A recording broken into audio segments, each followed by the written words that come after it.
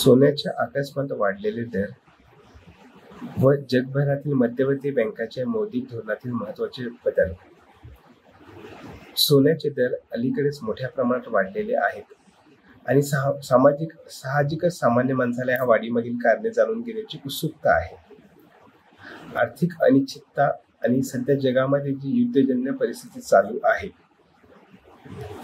त्यावर मात करण्यासाठी सर्वसाधारणपणे सामान्य माणसं ही सोन्यामध्ये गुंतवणूक करत असतात.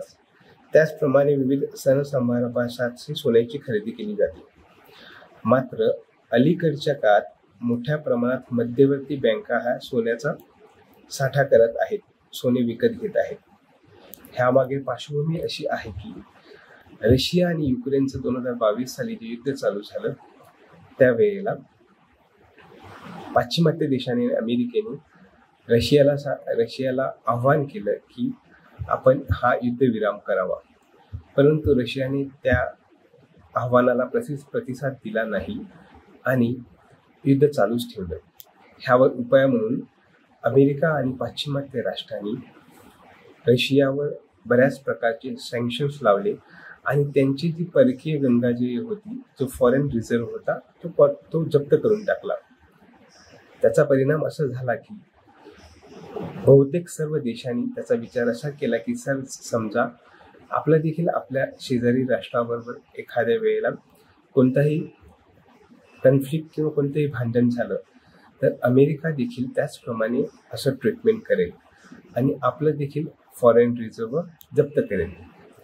जगातील सुमारे 80% व्यवहार, आंतरराष्ट्रीय व्यवहार हा डॉलरमधून होतो आणि त्याला सबस्टिट्यूट म्हणून बहुतेक सर्व